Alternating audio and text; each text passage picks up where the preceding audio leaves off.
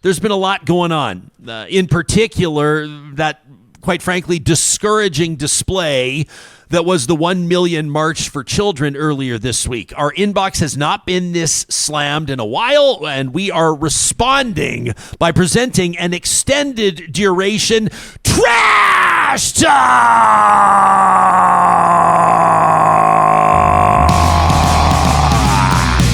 Johnny, you trying to make me pass out or what? I love that you got your mask on there. I was talking full face mask. Full face mask.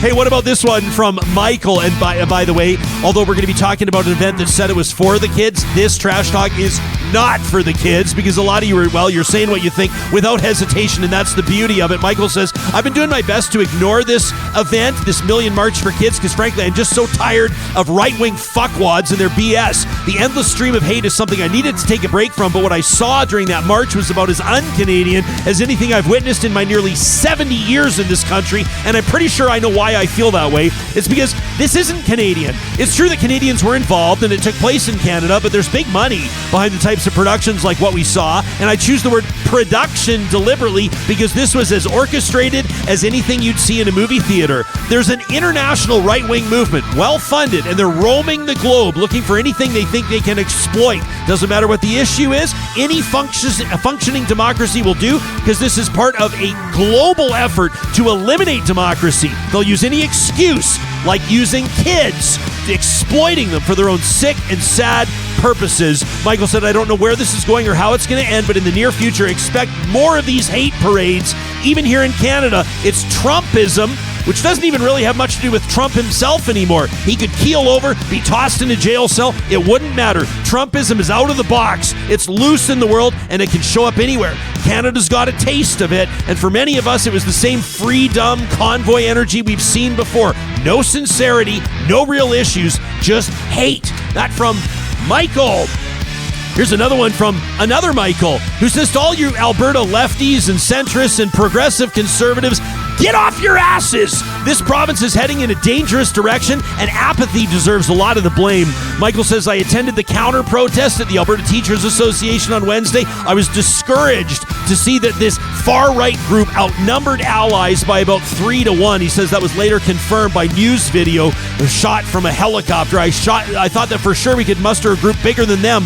I believe that they're just a fringe minority, that they're misguided, often hateful, very scared, fear-mongering, and worst of all, wearing plain and very uncolorful clothes. But they are loud and proud. I know, right? That's hit where it hurts, does Michael. He says, ironically, loud and proud, and the silent majority needs to get off our asses and show them that Take Back Alberta and the far right will not take our beloved province. I became the chair of my kids' parent advisory council. He says, not a big deal. He says, I took our toddler to the counter-protest to add to the numbers. I'm working to stay informed on progressive issues, and I'm doing everything I can. So take a stand, everybody, and specifically to the protesters, many of whom claim to be Christians. Jesus did not say, let the straight, white, able-bodied, wealthy children come to me.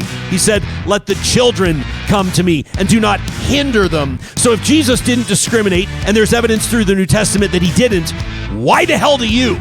That from Michael. This from Laura, who wonders, when did hate become okay? I was stuck in traffic during that protest, the counter-protest. I believe in the right to protest, but the actions of the individuals involved were sickening.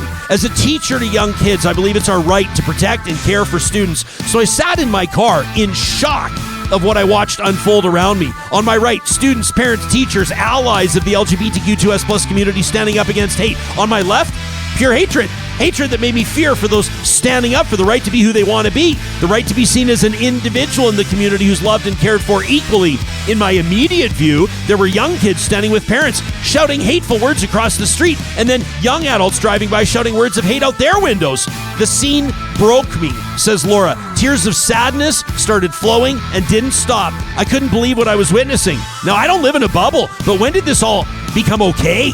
Like adrenaline came through to me, but then anger built very quickly. The tears kept flowing, and I wanted my car to become a shield to those who stood in fear. When did it become okay to single out individuals and make them fear for their lives? When did it become okay for anger and hate to be projected on the innocents? Most of all, when did it become okay to teach children to hate? Maybe the parents and protesters involved should consider this. If you love your children, leave them out of hateful protest. Instead, stay at home. Teach your kids about acceptance and difference of opinion. Stop and learn alongside your child about inclusivity. Teach them how to speak out of love, not hate. Laura says, I'll continue to do my best to support and love every child that enters my classroom. It's a safe space, and it's going to stay that way. That from Laura. What about this one from Alexia, who says, Jespo, Johnny, I'm writing in with a heavy heart.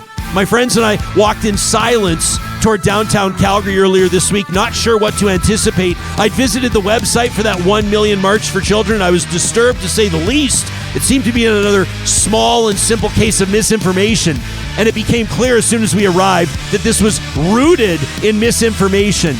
I was in shock by what I saw and the hateful things being yelled at us, especially alarming, the line of children at the front of the crowd yelling in anger and giving us the middle finger. She says, they believe that they're being indoctrinated, kids are, by this curriculum, which makes space for trans and queer kids to be themselves. She says, I'm a 33-year-old queer woman, and I've never experienced anything like this in my life. I've never witnessed such a large group of people spewing so much hateful rhetoric toward the queer community. Is this Canada? Where are we in the world? What year is it? And how did we get there? Children are not being castrated. Children in Canada are not having gender-affirming surgery. Being queer does not equate to pedophilia. This is an old, hateful argument that is resurfacing. She says, I'm not even angry. I'm disappointed in our leaders. I'm sad and I'm frightened and my heart is heavy. That from Alexia.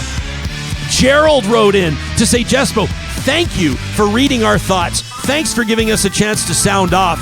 But I want to call you out. Gerald says, at the time of, I was listening to your pod with Jennifer Laywetz. Remember that? Out of Saskatchewan. She was at the Conservative Convention. Says, I thought you let her off the hook for not being in the room when they were voting on the trans thing. But now after the protests and the leak and Pierre and all that, I wasn't there. It just doesn't strike me as an acceptable answer. She danced around the topic. And maybe I'm more calling her out because you did try to get an answer. But this isn't just trans kids in school. As you say, I said on last Friday with Michelle's email, this is about trying to erase people. So if Jennifer or other Conservative Party members can't answer to their party's stance on actual decency and respect to a person's right to exist, how can I believe that they'll tackle housing or healthcare or addiction care with compassion and respect? That from Gerald.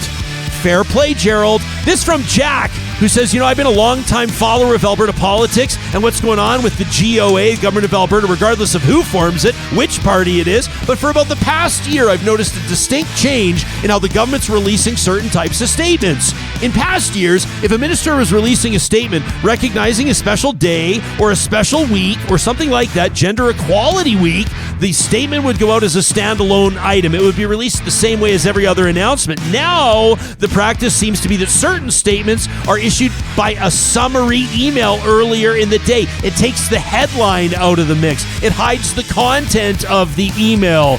Now, if Danielle Smith's government doesn't want people to know about Minister Furr's statement on Gender Equality Week, or if they don't want the public to see Minister Sawney's statement on Consent Week, or things like World AIDS Day, or recognizing Treaty 6, or Local Food Week. Now, I'm not trying to cherry pick here, but these need to be highlighted.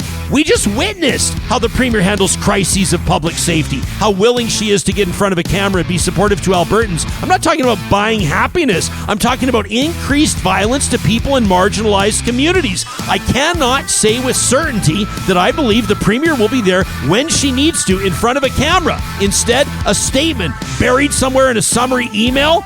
And I'm supposed to believe that the government, me, as an out gay man in Alberta, is welcoming or supportive of people like me? I don't buy it. That from Jack. And finally, this from Janet, who tees up one of the things that we'll be really digging into when we're back in a week from now.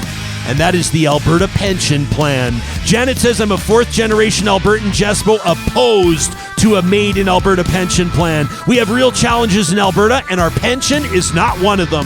I demand that the government focus on healthcare and education and begin to adequately fund public services. There is no necessity or advantage to leaving the federal pension plan. The decision will create distraction across the country when we could be working collaboratively to develop innovative solutions to the challenges like human-caused climate change, food and water security, healthcare shortfalls, education, and human rights in the province of Alberta. I'm so disappointed to see this distraction take the lead in our dialogue with the rest of the nation. Janet says, I'm a proud Canadian, and it is my right to receive the Canada pension when I retire. Why are people trying to take my rights away? It's unreasonable, and it's greedy to use this partisan, baked up in Alberta report and Albertan resources to fund a stupid fight. That from Janet. You can send us your trash talk anytime to talk@ryanjesperson.com. It is proudly presented by our friends at Local Environmental Services. Johnny and I will be gone for a week. We'll still be active on our social media platforms. You'll still see us out and about around town, and we'll see you back here the week after. Hey, thanks for supporting Real Talk. Thanks for liking and subscribing to our content and telling your friends. And most of all, thanks for being part of important conversations like today's. We'll talk to you soon.